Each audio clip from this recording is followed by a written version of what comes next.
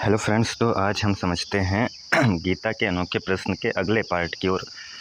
Part number 12 है ये। हमने काफ़ी कुछ देखा है। इसमें एक बात ये देखनी है कि आखिर ये जो अध्याय नंबर 15 है पुरुषोत्तम योग, उसमें ये जो क्षर, अक्षर पुरुष और पुरुषोत्तम, ये तीनों क्या होते हैं। हमने क्षेत्र देखा, क्षेत्रज्ञ देखा। क्षेत्र मतलब वही प्रकृति और क्षेत्रज्ञ मतलब वही पुरुष। तो बात वहाँ पर एक ही हो जाती है। लेकिन ये 15 नंबर जो अध्याय है, यहाँ 3 चीज़ें आ जाती हैं। एक तो क्षर पुरुष आ जाता है, एक अक्षर पुरुष आ जाता है। उसके बाद भगवान कृष्ण कहते हैं मैं इन दोनों से परे हूँ। तो यहाँ पर लोग फिर तर्क देने लगते हैं कि फिर क्या है, मतलब कुछ तो अलग है, मतलब कोई तीसरा है, उनके कहने का मतलब होता है। तो उसी बात को हमें समझना है कि आखिर वो तीसरा है क्या, और है कौन वो तीसरा, वो अक्षर क्या है आखिर। तो यहाँ पर जो क्षर है, क्षर तो वही समझ लो प्रकृति है। जैसे जो हम क्षेत्र पढ़े थे, क्षर मतलब जैसे जो चेंजिंग होता है, जैसे प्रकृति, जैसे हमारा शरीर, मन, बुद्धि, अहंकार, ये सभी चीज़ें। और अक्षर क्या है, तो अक्षर जो है वो चेंज नहीं होता, जो बदलता नहीं। तो यहाँ पर एक क्वेश्चन फिर ये उठेगा कि अक्षर क्या वो आत्मा है। लेकिन भगवान के तो बाद में कहते हैं कि मैं इन दोनों से परे हूँ, क्षर और अक्षर पुरुष दोनों से मैं परे हूँ। तो वहीं पर ये बातें फंसती है कि अगर अक्षर जो है वो आत्मा को संदर्भित कर रहा है, तो भगवान कृष्ण क्यों कहते हैं कि मैं उस आत्मा से परे हूँ। तो यहाँ एक बात यही समझना है कि ये जो अक्षर यहाँ पर शब्द यूज हो रहा है, वो तुम्हारे अंदर चेतना को प्रदर्शित करने के लिए यूज हो रहा है। एक हिसाब से कह सकते हैं कि वो जीवात्मा को ही प्रदर्शित कर रहा है। तो अब यहाँ आप तर्क देंगे कि जीवात्मा को आपने अहंकार कहा था, और अहंकार तो प्रकृति का ही हिस्सा है, और प्रकृति तो क्षर में आ जानी चाहिए। तो ये अक्षर अलग से कहाँ कह रहे हैं फिर। तो यहाँ पर एक बात यही समझना है कि मैंने कहा था कि जीवात्मा जो है वो हम अहंकार वश मान लेते हैं कि मैं उस परम चेतना से अलग हूँ। तो अहंकार ही जीवात्मा है। एक हिसाब से मेरा अहंकार ही जीवात्मा है कि मैं उस आत्मा से पृथक खुद को मान लेता हूँ। लेकिन ये पूर्णतः नहीं सत्य है। देखो, जैसे एक ही सूर्य सबको प्रकाशित करता है, वैसे एक ही आत्मा सबको प्रकाशित करती है। लेकिन तो हमारे अंदर भी वही आत्मा है, सबके अंदर भी वही आत्मा है। और एक हिसाब से मैंने बहुत बार कहा है कि कोई तुम्हारे अंदर नहीं है। तो यहाँ पर जो है मेरे कहने का मतलब है कि वो आत्मा ही सब कुछ है। जब सभी जगह है तो तुम में भी होगी। लेकिन तुम पर्सनल मान लो कि मेरी आत्मा फिर अलग होगी, उसकी आत्मा, तो इस रूप में आत्मा कुछ नहीं है तुम्हारे अंदर। जैसे एक वायु सबके अंदर होती है, जैसे एक सूर्य का प्रकाश सबके अंदर होता है, मतलब सभी लेते हैं उस सूर्य के प्रकाश को, फिर भी वो उनसे परे होता है। वैसे ही वो आत्मा भी सब में होते हुए सबसे परे है, क्योंकि जब वो सब जगह है, सब में है, तो तुम में भी होगी। तो तुम्हारा अहंकार क्या करता है फिर। अहंकार तो प्रकृति का हिस्सा है, लेकिन वो मान लेता है कि मैं वो आत्मा हूँ, जिससे कि वो जीवात्मा बना लेता है।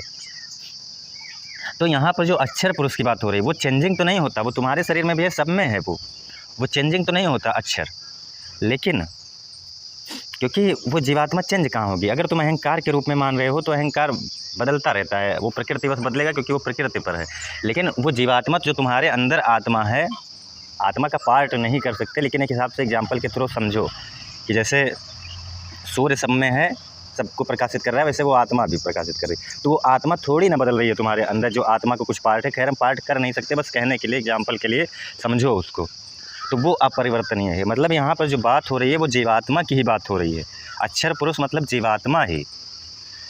तो जीवात्मा, अहंकार तो होता ही है, तुम्हारा अहंकार है, उस आत्मा से अलग मान रहा है खुद को, तो वो जीवात्मा तो है ही। लेकिन जीवात्मा, उस आत्मा को तुमने बताया है ना कि मुझ में है, तो अहंकार तो है ही जीवात्मा, लेकिन वो आत्मा का पार्ट है तुम्हारे अंदर, जो तुमने अहंकार बस मान लिया है। इसीलिए भगवान कृष्ण कहते हैं कि वो अपरिवर्तनीय है। वो मतलब जैसे सभी जगह है तो तुम्हारे अंदर भी है, तो वो परिवर्तन थोड़ी हो रहा है आत्मा में, वो अपरिवर्तनीय है। इसलिए उसको अक्षर पुरुष कह दिए हैं।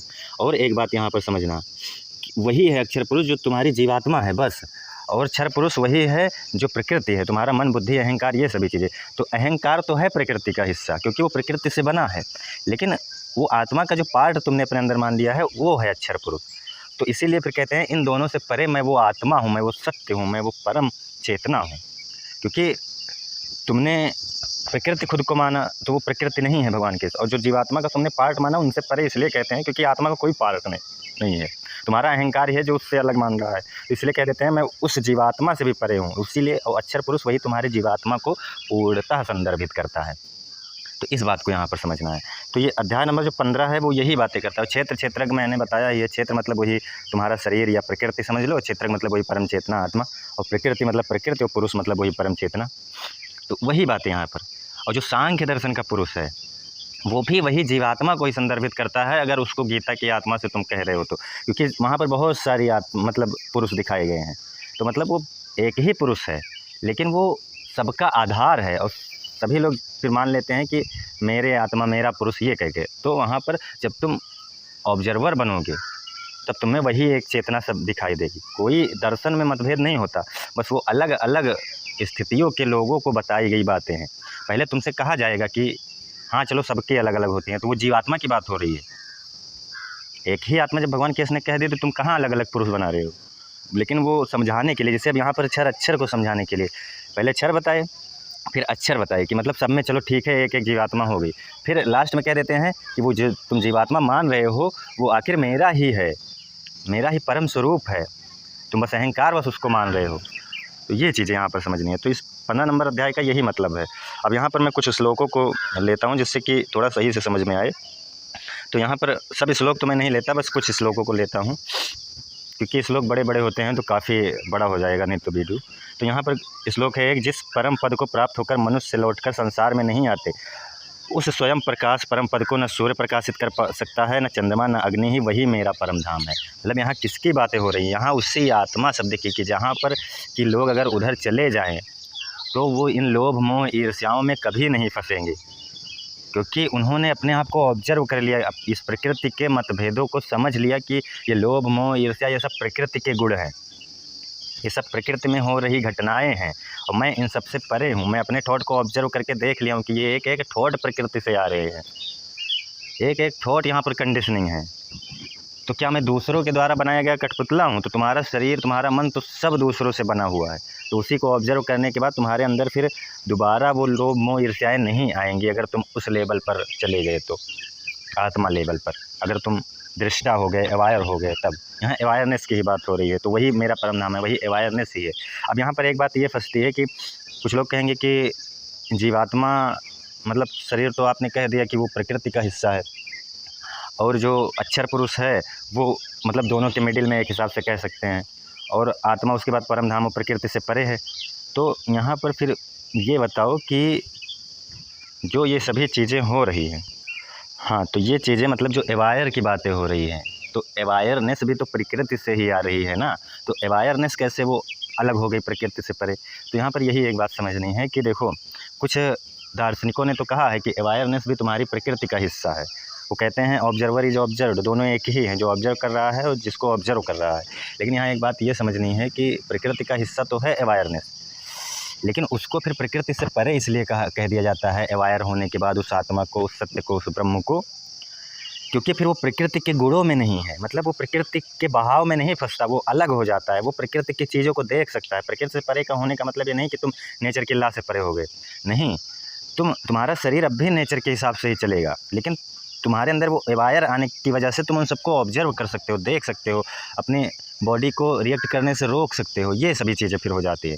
तो अवायरनेस भले ही प्रकृति के द्वारा आए, लेकिन वो तो प्रकृति को ही आए अवायरनेस, लेकिन वो जब अवायर हो जाती है तो वो प्रकृति से परे हो जाते हैं, मतलब वो प्रकृति के गुणों को देख सकते हैं, ऑब्जर्व कर सकते हैं, ये हो जाती है अवायरनेस। इसलिए उसको प्रकृति से परे कह दिया जाता है, उस आत्मा को, उस सत्य को, उस ब्रह्म को, उस अवायरनेस को, क्योंकि वो फिर प्रकृति में नहीं उलझते, वो देख सकते हैं कि ये तो प्रकृति के नियम है, सब कुछ यहाँ प्रकृति के नियमों से हो रहा है, तो इसलिए उसको प्रकृति से परे कहा जाता है बस। उसके बाद यहाँ पर कुछ श्लोक को हम और लेते हैं। यहाँ पर कह रहे हैं भगवान कृष्ण कि इस देह में या जीवात्मा मेरा ही सनातन अंश है। जैसे विभाग रहित स्थित हुआ महाकाश घटों में पृथक पृथक भांति प्रतीत होता है, वैसे सब भूतों में एक ही रूप से स्थित हुआ भी परमात्मा पृथक पृथक की भांति मतलब होता है। जैसे मतलब मैंने कुछ एग्जाम्पल दिया, मतलब वो जो जीवात्मा तुम बना लिए हो वो वही एक आत्मा का अंश है, यही चीज़ भगवान कृष्ण कह रहे हैं।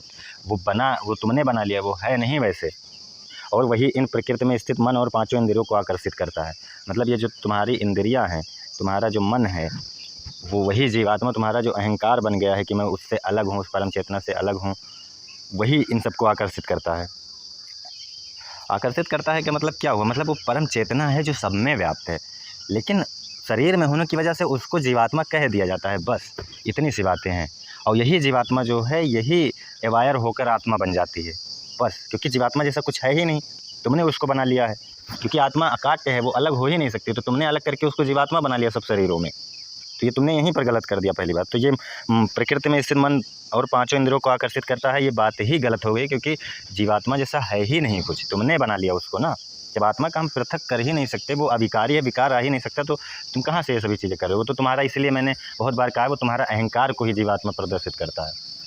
मतलब मन सहित इंद्रियां और ये सभी मिलकर ही समझ लो जीवात्मा बन जाता है। जीवात्मा तुमने बना लिया, तुम्हारे बॉडी ने बना लिया बस। इसलिए जहाँ जहाँ बॉडी का वो आता है वहीं वहीं जीवात्मा कह दिया जाता है बस।